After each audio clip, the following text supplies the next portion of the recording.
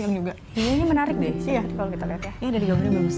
Ya pemirsa, kembali lagi di Morning Show. Nah, kita sudah mau menjelang dialog nih ya, Elza Iya, ya. ini kalau kita tahu akhir pekan lalu terkait dengan Festival Film Cannes. Nah, ini Festival Film Cannes sudah berakhir. Lalu siapakah yang memenangkan penghargaan Palme d'Or atau penghargaan tertinggi di ajang bergengsi insan perfilman itu? Nah, ini secara tidak terduga ternyata film karya Jago Aldriet tentang drama pengungsi Sri Lanka Dipan memenangkan penghargaan tertinggi itu. Wow, iya. Ini Dipan ini berkisah tentang 3 warga Sri Lanka yang berpura-pura menjadi keluarga agar bisa meninggalkan negara mereka yang dilanda perang menuju Prancis. Ini sebenarnya agak banyak sih cerita-cerita seperti ini. Ya, ini Kisah banyak, nyata mungkin. ya Audiard banyak mendapat pujian sekaligus kritik untuk filmnya A Prophet and Rust and Bone dalam film Dipan ia membuatnya seperti sebuah trailer menggambarkan kondisi para imigran. Pemenang kedua Grand Prix jatuh pada film Son of Soul, sebuah drama Holocaust pertama karya sutradara Hungaria Laszlo Nemes. Nah, ini kalau kita lihat memang sutradara dari Taiwan berusia 68 tahun Hou Xiaoxian memenangkan sutradara terbaik untuk film pertamanya dalam 8 tahun. Assassin, sebuah drama seni bela diri. Ini aktris ya terbaik diberikan untuk 2 pemenang yaitu Rooney Mara dalam film Carol dan juga Emmanuel Berkot dalam Moonroy. Nah, sementara kalau untuk aktor terbaiknya diberikan kepada Vincent Lindon.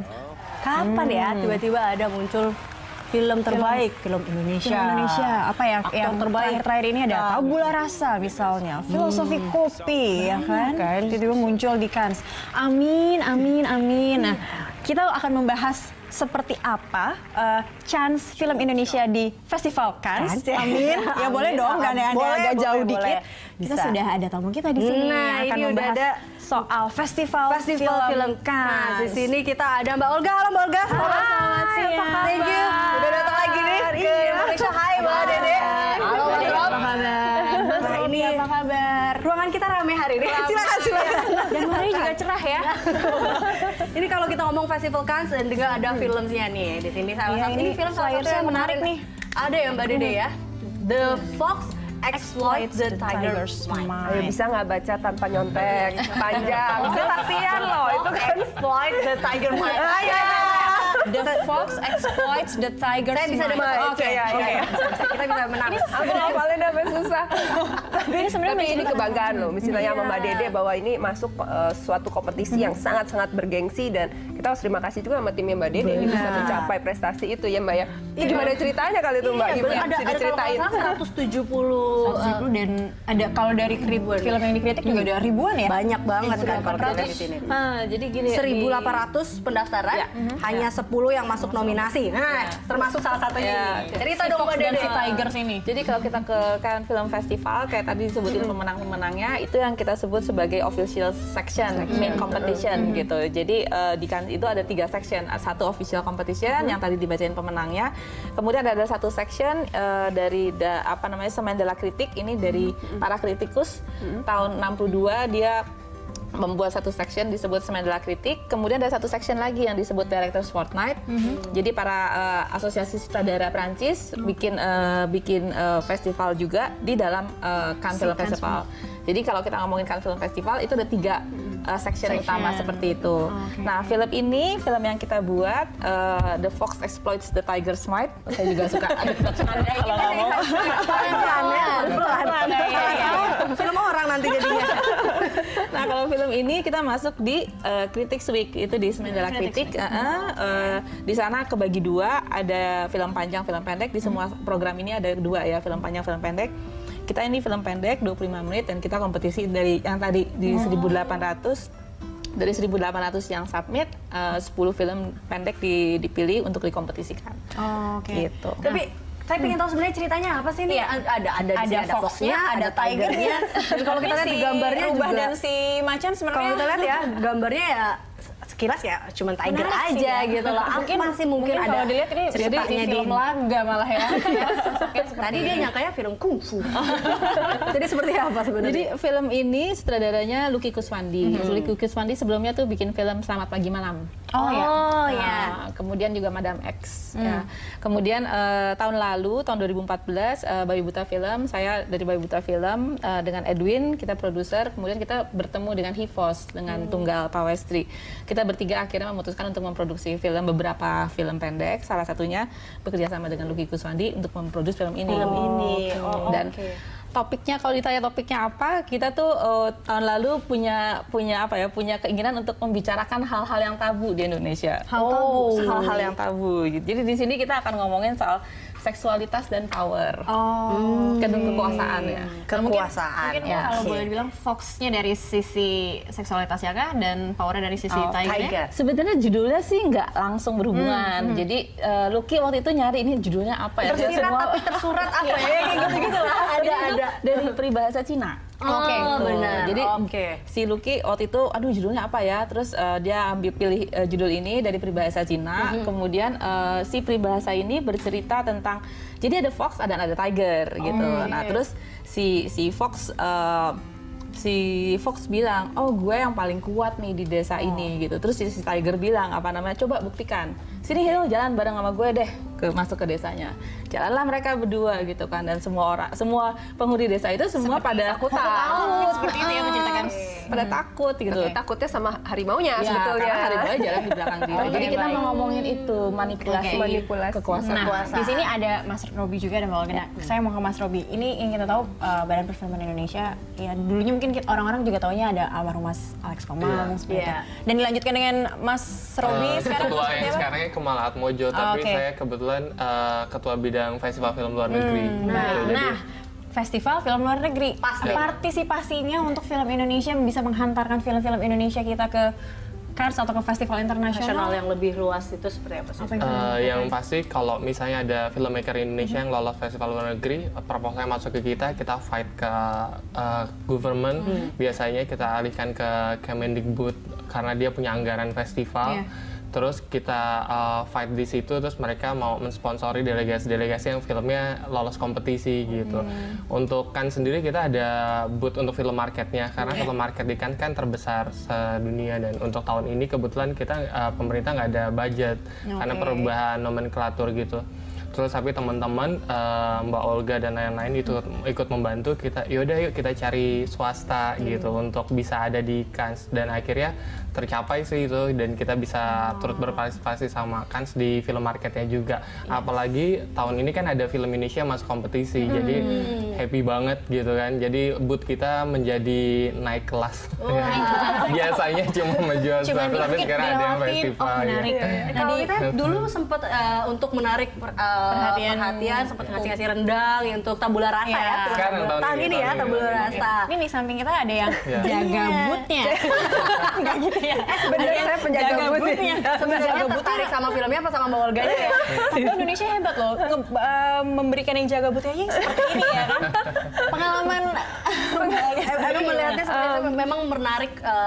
Ya, pengalaman di situ seperti apa sih? Apa mereka memang tertarik dengan film-film Indonesia? Memang ini pengalaman pertama saya di Cannes, dan begitu masuk ke sana saya benar-benar melihat the big game dari industri film ini. Bisa dibayangkan kenapa kita harus hadir di Marché du Cannes atau di pasar filmnya Cannes, karena dalam satu festival itu transaksi diperkirakan sekitar $1 miliar, jadi 13 triliun dalam 10 hari. Jadi ini adalah sesuatu yang sangat-sangat besar. Nah, kemudian di situ datanglah distributor, kemudian sutradara dan sebagainya. Nah, karena booth kita ini memang pertama kita bangga sekali dengan adanya filmnya Mbak Dede, sehingga banyak yang datang juga nanyain film ini, nanyain Lucky, nanyain Mbak Dede. Banyak banget gitu. Itu pertama gitu. Kedua, yang penting juga adalah ada tabula rasa dan ada filosofi kopi yang market screening. Jadi di pasarnya nih, jadi kita putar. Soalnya bagi-bagi rendang sama bagi-bagi kopi mungkin di sana. Itu sebenarnya gimmicknya itu yang paling menarik. Jadi di sana saya tidak hanya jaga booth, saya menjadi pembuat kopi sekalian beres-beres booth kalau udah tutup. Sama tambul lengkap ya, gitu ya. Nah, Tapi untuk yang rendang ini menarik karena sebetulnya kehadiran Indonesia di Cannes Film Festival kita tidak hanya menjual film, sebenarnya kita menjual semua, memarketingkan seluruh Indonesia sebetulnya. Kita bicara soal budaya, kita bicara soal orang-orangnya, dan kita juga jual keindahan alam Indonesia. Gitu. Jadi kita berharap Indonesia bisa menjadi syuting location gitu. Memang kita belum bisa ngasih grant kayak negara-negara lain ya. Cuman kita bilang nggak usah grant di Indonesia. Kita tuh orang-orangnya udah jago-jago, ya kan? Ada yang masuk festival kompetisi gitu ya. Jadi filmmaker udah jago-jago. Kalian tinggal datang mau syuting di sini, bawa cerita, bawa produksi. Kita bisa kerjain. Kita bisa ya. Kita nggak kalah kok. Ya. Benar. Ini saya mau balik lagi ke Mas Robi. Kalau kita nggak kalah, berarti tiap tahun ini kan tentunya banyak film juga yang ikut dengan kompetisi-kompetisi ajang internasional. Nah, jumlahnya itu bisa dikatakan apa semakin meningkat atau bagaimana? Mungkin ada upaya lain kah yang bisa dilakukan agar film-film di Indonesia ini lebih ya banyak lagi yang ikutan kompetisi semakin internasional? meningkat, tapi sayangnya explore dari medianya tentang film-film yang lolos itu sedikit sekali gitu. Karena mungkin mereka pikir ada filmmaker yang berangkat bukan yang populer atau yang lain. Makanya kita butuh dukungan media untuk memberitahu kalau banyak banget festival film luar negeri yang udah kita bulan ini aja ke Jepang aja udah banyak. Gitu. Karena mungkin yang ditangkap oleh publik penonton di Indonesia juga mungkin hanya melihat sineas yang terkenal saja, berarti yang mungkin kemungkinan punya kesempatan ke festival internasional. Ternyata seperti enggak. Iya, mungkin kompetisinya yang Mbak Dede ini ya itu bisa itu banget terbuka. Ini kan kalau kita lihat gitu loh Mbak Dede, mungkin di masyarakat sendiri ataupun di Indonesia ada yang mungkin kurang tahu terkait dengan film-film yang ikut kompetisi, bahwa mereka juga berpikir bahwa film-film yang ikut kompetisi nggak ngerti nih, gitu kan? Aku nggak ngerti nih yang kayak apa gitu. Bukan Yang film memang komersil ya? Iya, yang alurnya ada dramanya mungkin, ada mungkin mikir ada, tentang jadi hal-hal mereka ya ini kita kan lihat judulnya udah judulnya sangar kan, sangar kan pada saat diputer itu saya inget banget MC-nya bilang begitu selesai filmnya terus MC-nya kan ngundang semua timnya itu dan dia bilang waduh, susah sekali bernapas karena filmnya sangat menegangkan. Dari belakang. Saya bangga juga ya dalam hal itu, dan mungkin satu lagi perlu digarisbawahi kalau misalnya mengatakan tuh kompetisi apa sih? Dalam kompetisi ini menghasilkan Wong Kar-wai, menghasilkan Alejandro Inarritu, menghasilkan Bernardo Bertolucci juga. Itu juga mereka berangkat dikenali bakatnya tuh dari kompetisi yang sama. Ini, kan? Dari kompetisi yang sama dengan ini. Mengingatkan saya dengan Crouching Tiger Hidden Dragon ya, dengan Kar-wai itu tadi ya. Dan kalau nonton filmnya juga lumayan asik banget, enjoy untuk dinikmatin. Jadi orang asumsinya oh ini festival yang berat itu saya, ternyata enggak gitu. Dan ini menurut saya film bagusnya Indonesia, wajib banget ditonton sama semua orang. Akan diputar di Indonesia? Putar. Beberapa kali sudah ada ya. Kemarin kita udah sempat putar di Kino Forum, putar di ada di komunitas. Baru tadi malam kita putar di mini kino di Bali gitu. Jadi memang sekarang kita lagi berusaha mencari mitra-mitra komunitas lainnya juga untuk bisa kita kerjasama dan kita memutar film ini. Oh, jadi kalau ada komunitas yang mau bisa hubungin langsung Mbak Dede. Hubungin aja sebenarnya ya, agak segmented memang ya. Nah, semoga BPI bisa mendorong lagi supaya film yang seperti ini bisa tayang di bioskop juga. Film-film seperti ini tuh chance untuk masuk gitu ya, kayak teman-teman gitu, misalnya pembuat film banyak yang bertanya gimana sih cara masuknya gitu ke festival film. Pertama, di era sekarang kayak internet kalau kita browsing gitu ya, kita bisa lihat banyak sekali film festival gitu, dan kita bisa lihat rankingnya dari yang paling atas tertinggi yang paling jadi kan film festival banyak sekali gitu kan. Dari film festival paling susah sampai seperti Critics Week ini. Itu ibaratnya kayak kalau di olahraga tuh kayak mau tujuan ke Olimpiade, apa ke SEA Games, apa ke Asian Games. Ada pon dulu, film seperti itu juga gitu. Ada tahapan-tahapannya gitu. Oke Mbak Dede, Mbak Olga dan Mas Rob, kita tahan dulu perbincangan. Ini berasa jalan-jalan mau ke Cannes ya. Tapi kita break dulu. Kita akan kembali pemirsa usai jeda berikut, tetaplah bersama kami di Morning Show.